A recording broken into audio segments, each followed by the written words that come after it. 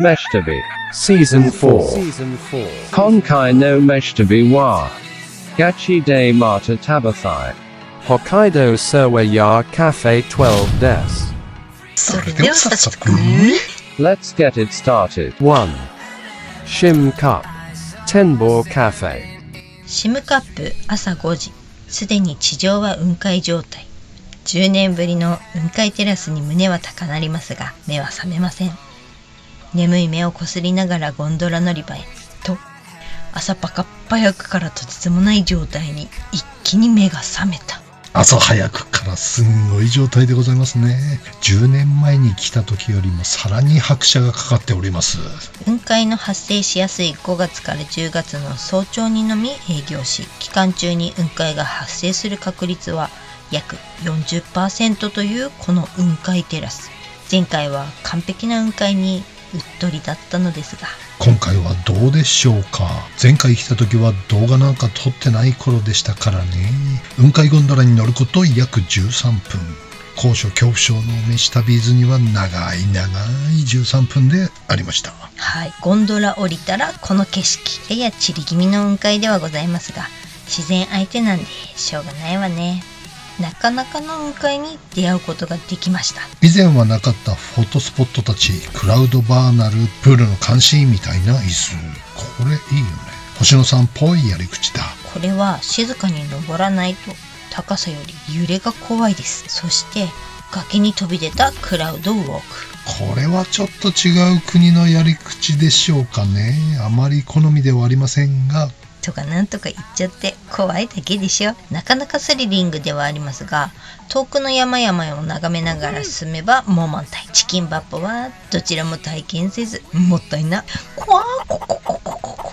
何を言われてもど高所恐怖症恐怖症の腕には無理なやつです。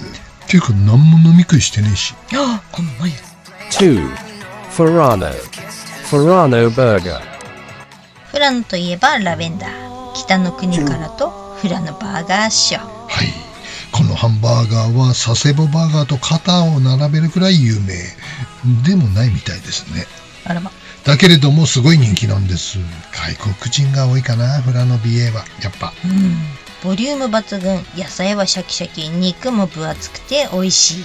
バーガーとしてもかなりイケてる部類ではありますが、そう、ここの最高のごちそうはこの景色ではなかろうか。自然のままの田園風景に囲まれてフラノの午後を過ごすってのが最高にお気に入りの飯旅です。はい、フラノにこりゃ寄りたくなる場所ですね。夕刻の日暮れかかった時間の方が空いてるし綺麗だね。だ、開店時間や昼時は激混みの長蛇の列になるので、このガーデンテラスの席を確保するのが難しくなってしまうので注意が必要です。北海道ならではの贅沢な開放感を味わうには最適な場所だね。だ、加えて近所の謎の交差点にある謎の便器も記念に撮影しておくべきでしょう。でも車を止めるときは気をつけて。フラノ BA あるあるは車が道から転がり落ちちゃってるシーン。結構見かけるんだよね、あれ。なんで我々には謎でしかないけれどもね、どうして落ちちゃうの落ちちゃうのね。 3. Minami Furano Berries. 南富良野のメスタビーズが大好きな場所。知る人ぞ知るエメラルドグリーンの川、シーソラプチ川のほとり、鹿の鳴き声が響き渡る新緑の森の中に佇む山小屋のようなカフェ。いつもワンちゃんが出迎えてくれます。キューキューって猿ってね、旭山動物園の猿の声に似てたんでね、うっかり猿だと思ったんだけど珍しいね。鹿の声だそうですね、鹿の鳴き声初めて聞いたね。なんか犬も反応するらしくってね、入り口のドア開けたらワンちゃん飛び出してきちゃってびっくり。犬の狩猟本能ってやつかな、それともお友達なのかな。てなわけで、いつものお気に入りの席を陣取って準備完了。お気に入りのそば粉ガレットと絞りたてのベリージュースをいただきます。飲んだら視力回復するんじゃないかってくらい濃厚、ドローっとしてて焦げな濃厚なベリージュースはここでしか飲めないんじゃないかな。ね、ベリーズさんに来ると心も体も元気になれる。なんか癒されるよね。ね、奥さんがハンターで鹿打ちから解体までご自分で全てされるそうで驚きです。インテリアは白樺の木を利用したトイレットペーパーホルダーやら、トイレの鍵はこれ。すごい。これ死活の？いやー失敗したね。鹿肉メニュー言っときゃよかった。このソーセージのガレットはポークソーセージなんだよね。ああ、ミートソースガレットは鹿肉だったもんね。だのさ、いやー面目ね。前回超美味しかったからさ、このソーセージのガレットが。いいじゃん。次回の楽しみにとっておきましょう。そうだね。4. Yakumo. Harvester Yakumo. 噴火湾沿いを函館に向かって走ると毎回思うんですよね。噴火湾にフェリーはないのかって。ああ、本当思うよね。あそこに見えてるんだけどまっすぐ行けないんだ。ぐるー回らなきゃいけないんだ。そうね。30キロしかないんだぜ、室蘭森って。ところがなんと噴火湾を迂回すると100キロくらい142キロもあるんだってさ。5倍近いじゃん。だのさ。ってことで途中で休みたくなるポイントなんだよね、八雲あたりっちゅうの。はいはい。それでいつも噴火湾パノラマパークよっちゃんのね。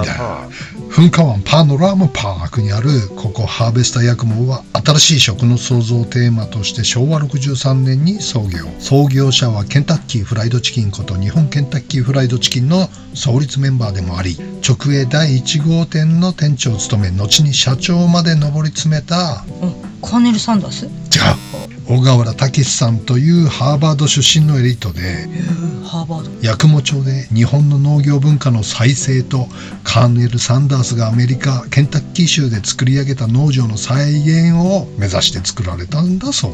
2008年頃まではケンタッキーフライドチキンの試験農場としても活用されていたんだそうだよ。だから味もケンタッキーフライドチキンそっくりなんだね。そうだね。この丘の上から噴火湾を見下ろしながら食べるフライドチキンは最高なんだよね。ねえ、ただカラスが私のチキンを狙ってるから気をつけないと。だ。5. ニューヨーク Kami Furano. Fukia Gay Onsen Hakugin Saw. 北海道らしい大自然の温泉ってのはいろいろあるんだけど、私たちはサウナがなきゃ嫌派なので、ある程度整備された温泉が好きなんです。はい、滝壺の温泉とか湖のほとり露天風呂もいいんだけど、自然すぎちゃって蛇は出るわ、アブに刺されるわでね、結構大変なんですわ、実は。はい、クマが来やしないかと心配だしね。そうそう。ここはちょうどいい温泉、お気に入りね。はい、十勝岳中腹の大自然に囲まれた温泉宿の温泉。大きな露天風呂があってね、混浴露天風呂もあるんですよ。水着着用、裸禁止ですが。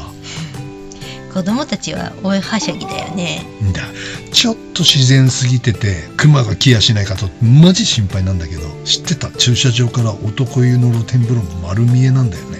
そうなの？誰も見ないよね、男湯だったら。ねえ、これ女湯だったらいいのにな。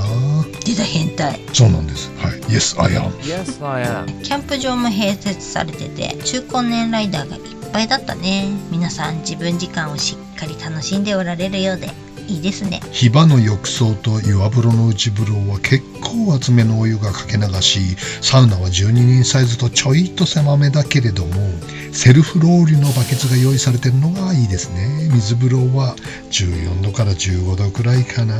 超気持ちいい、ちょうどいい温度。夕暮れ時がいいですね。露天風呂からは後ろに十勝岳山頂、眼下には美瑛の町、遠くには旭川の町が夕日に照らされているのが見えます。それが見えるのはマサイ族並みの視力を持つあなただけじゃない？そうかもしんない。大自然の露天風呂はすごい気持ちいいね。ねえ、でもほんと山が目の前だからさ、今にもクマ出てきちゃいそうでマジ怖いよね。怖い。ちょっとね。女子サウナはガラガラ。福島から来てるおばちゃんと二人っきりの貸し切り状態。ここ白銀荘は地元の人に教えてもらって2回目だとか。いやー大したいいねここはって喜んでたわ。だって大したいいもんね。あんずませマジお湯熱い。そんなでも私だけ43度ぐらい。6. Furano. Cafe Golio. 富良野の人里離れた丘にあるカフェ、手作り感満載のかわいいお店だね。休日の昼時ってこともあり、すんごい人だったね。ねえ、お店に入って名前、車のナンバーを伝えて待機。車で待つこと1時間くらいですかね。スタッフが走って呼びに来てくれます。窓からはブドウ畑と新緑の森の眺めがなんとも富良野チック。贅沢な時間を過ごすことができます。こういう大自然に囲まれてってのが高級ホテルのレストランより贅沢な気がする。そう言ってくれる神さんもらっておではハッピーラッキーな男だよ。本当だ。ここさ、正直ロケーション頼みの癒しかわいい系カフェなのかと思ったら料理もしっかり美味しいのね。ねえ、むしろ料理が気に入っちゃったよね。ご夫婦なのかな。世界を旅した写真や DIY の様子がアルバムになっていて世界を旅した写真や DIY の様子がアルバムになっていて見せていただいていたら料理の待ち時間も足りないくらいねえ、こんな山の中にカフェを作るっていうチャレンジは並大抵ではできないと思うんだけど、見事に成功させて理想のライフスタイルを実現させたご夫婦のパワー、すごいですね。いやー、すごいわ。尊敬する。ねえ、パワーもらった。チリビーンズの虜になった富良野の午後でした。じゃんじゃん。美味しいよね、チリビ。めっちゃうめえよ。ね7. Today's katsu curry. Toma mae. Coco kapiwu. ちょっとなんでここでカッコカビ言う？ちょっと何言ってるか分かんない。ちょっとなんでここカピューでつってカツカレーよ。ここはウニが安くて美味しいお店でしょ。そうなんだよ。だってさ、入り口の看板見た？あら、まさかの？だのさ、ゆうべ嵐だったからね、この界隈。あっちゃー。いやだからってカツカレーはねえべ。焼き魚とか海っぽいのも他にもあっぺさ。気がつかなかったんさ。だってメニューこれしかないじゃん。だからカツカレーにしたんだよね。俺が一番客だからさ、他には誰もいないし、そんでね、次に入ってきた兄さんも同じ状況でさ、あれマジかって小声でつぶやいてるからカツカレーくださいってなんか知らないけど小さくガッツポーズ取ったよね。なんでガッツポーズ？よっしゃ、カツカレー好きに出会うとテンションがなんか上がるんだよね。変なおっさんだね、まったく。いや、美味しいカツカレーでしたよ。結構スパイシーで辛いのさ。下手なカレー屋より全然美味しい。しょっぱくねえのが嬉しい。さすがはココカピューさん。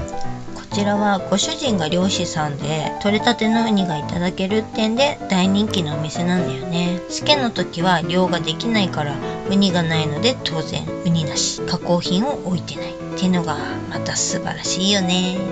食べたかったのに残念ね。ああ、そうこうしてるうちに3人目のお客が入ってきてね、よーし来い来いカツカレー3連積もうって思ったんだけど、つむしたっけ？ニシンの開き定食くださいだって。何？ニシンの開きだとそんなのあったっけと店内見ますとありました。壁のポップにあるじゃねえか、ガーンってね。もうおっちょこちょいなんだから。ニシン食いたかったな。でもまあこれでトゥデイズカツカレーコーナー行けたわけだからまあいいでしょ。まあそうね、カツカレーコーナーがないと寂しがり屋さんが米くれるからね。カツカレーはどうしたんですかってねえ、ところで難しいね、ココカピュっていうの。これアイヌ語でカモメを意味する言葉なんだそうだけども、3回連続言うのはかなりむずいぜ。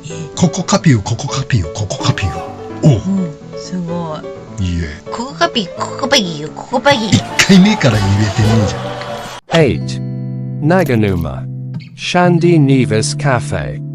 長沼にございます。小麦畑に囲まれた北海道らしい素敵な超かわいいお店。古民家の DIY はオーナーご夫婦自らされたっていうね。こういうのが大好きなグリーンにはたまらないお店です。増えましたね、 DIY の田舎暮らし系のお店。ありがたいね。私たちには田舎暮らしは過酷すぎると思うけど、特に北海道の田舎暮らしはね、冬の過酷さが分かるだけに腰が引けちまいます。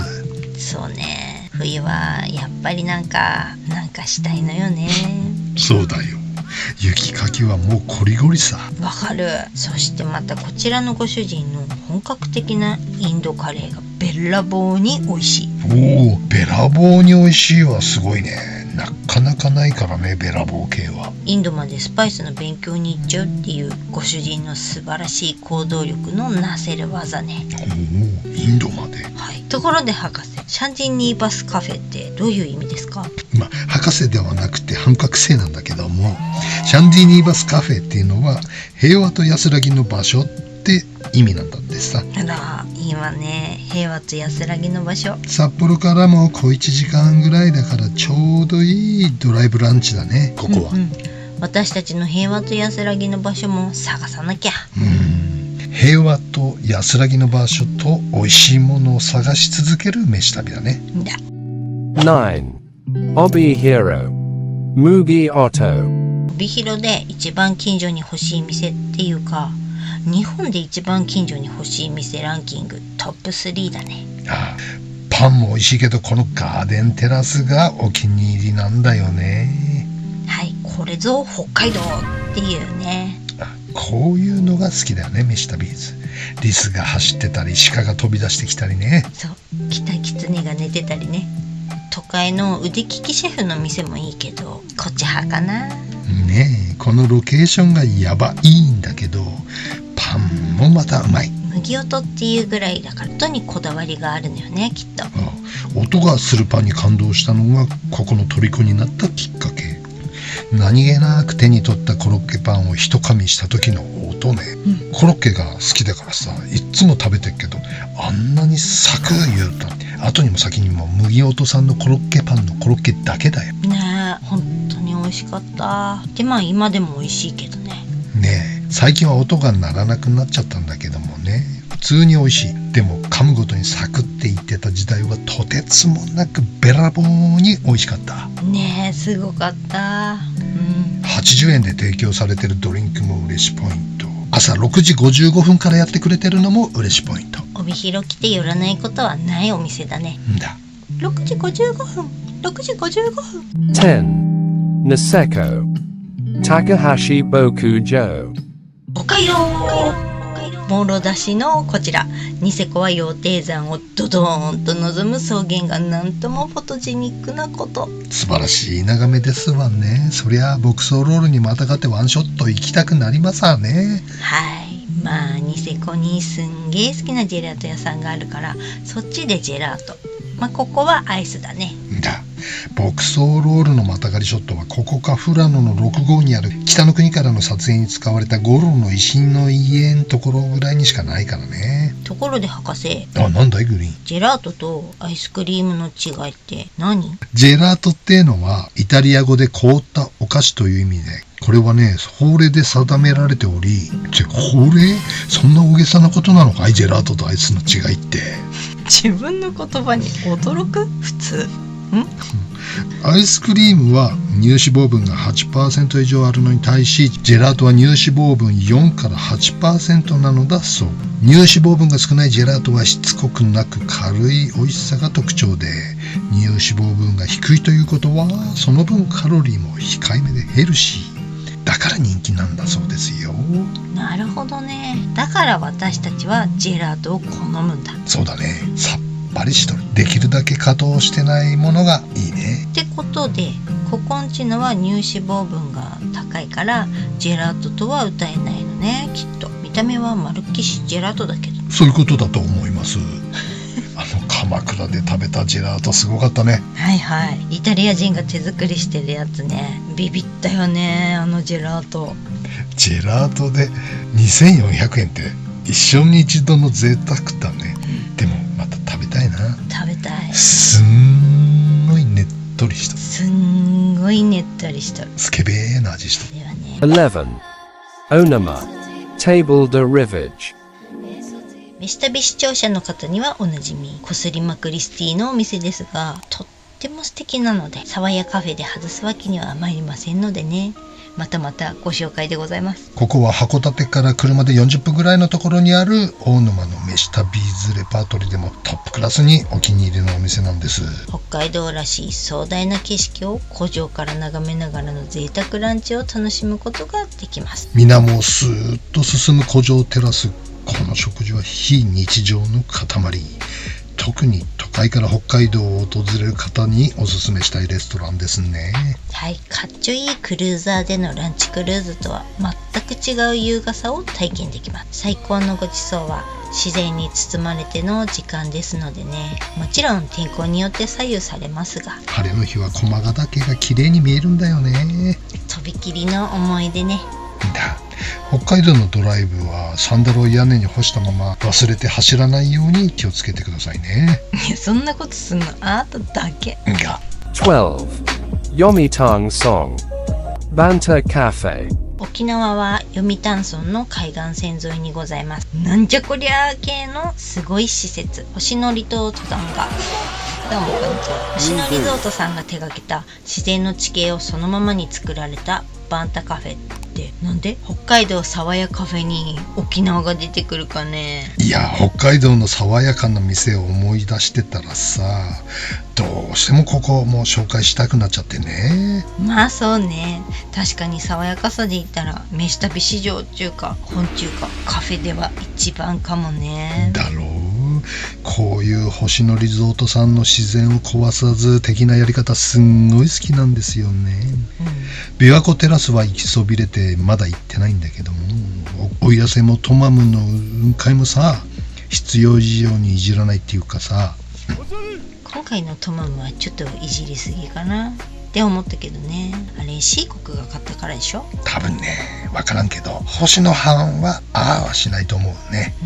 なあ、沖縄いいよね。北海道民だからさ、暖かいとこに憧れちゃうのよね。そうだよ、南国の人たちが雪に憧れて北海道を訪れるようにね。ものすんごいスケール感でオーシャンビューが楽しめちゃいます。こちらのカフェすんごい広いよね。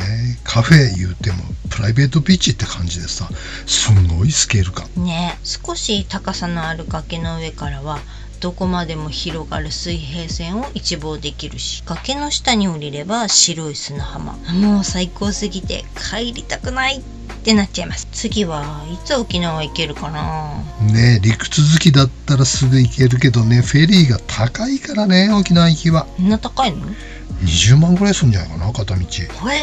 マジ高っねえ。マイル貯まったらまた飛行機で参ろうなんちゃってこの親父ギャグには本当に参るわ。 Jakaino Meshitabi wa Gachi de Mata Tabathai Atsuta Ishikari Kaiwai the best des Otanoshimini. See you soon. 夏の北海道は本当に素晴らしいですね。いろんなところで暮らしてきたけれども、やっぱ北海道の6月から10月っていうのが最高だね。四季がこの6月から10月ぐらいのローテーションだったら、もう北海道から出る気がしない感じだけど冬が来ちまうんですわ。そうですな。それだったらいいよね。でも北海道はさ、雪景色が一番美しいと思うけどもさ、生活ってなると過酷だもんね。過酷だね。うんざりするね。いやまだそうね。札幌は冬でも最低気温10度ぐらいで雪はほとんど積もらないよぐらいの感じだったらいいよね。で雪景色を見たくなったら、富良野とかBA の方に行けば寒いけど綺麗だよみたいな感じだったらいいんだけど、そうだね。違うんだ。札幌も寒いんだよ。雪が降るんだよ、ね。だからね、北海道に移住するのに憧れる人って結構いるけど、冬は結構過酷なんでね。そうだね。結構リタイアする人多いよね。北海道にいる人は、雪の降らないところに行きたいって思ってる人が大半かな。本当だ。札幌から比べたらね、富良野 BA の方たちは本当過酷な冬だよね。特にああいう大自然の中で生活してる人たちってすんげえなと思うけど、本当に北の国からだって思う。でも毎回楽しいんだな、富良野は。今だったらさ、ほら手押しの除雪機とかで結構ガーって雪跳ねれるからいいけど、昔の人たちの苦労ったらそれはもう想像を絶するよ。ほんと家から出れないよね、きっと。同じ人生なのが不公平でしょって感じだよね、雪の降らないところの人。だって一日の何時間も汗だくになってあの作業に毎日のように追われるわけでしょ。そうだよ、夜明け前から雪かけ一日中で大変です。海外はさ、大概サービスアパートっていうのがあってね、まあ住むっていう感じじゃなくて、みんなリゾート的にというか、寒気だけタイに来るとかっていう、マレーシアに行くとかっていう人が多いから、その何ヶ月単位で契約できるサービスアパートは家具付きのね、体だけに衣服だけ持っていけばすぐ住めるっていうところがたくさんあるけど、日本にはないんだよね。これなんでなのかなって思う。ウィークリーマンションとかってあるけど、あるべらぼうに高いじゃんか。高いね。だからちょっと普通の家賃より高いぐらいで、家具付きっていうのがそこら中にあったらいいのになって思うパパおじさんなので、結構田舎でさ、空き家がいっぱいあるから、そういうのを活用してね、やったら結構いいんじゃないかなって、事業化できるんじゃないかなって思うんだけどね。なるほど。やればいいだしっぺ。へみたいに言うな。そんなへじゃない。まだこいてない。そんなへでもない。ちょっとリフォーム増えしてさ。てんのかね今。もうない、まだないのかな。いや、やってるところは絶対あると思うけどね。その市町村がお金出して修理してね、家をして安い家賃で来てくれれば、ほら税収が市町村入るから、そうだよね。あ、そっか、サービスアパートだと税収が入らないからダメなの。あ、そうなの。だって住民税っていうのは要するにあ、そっか。居住してるね、本拠地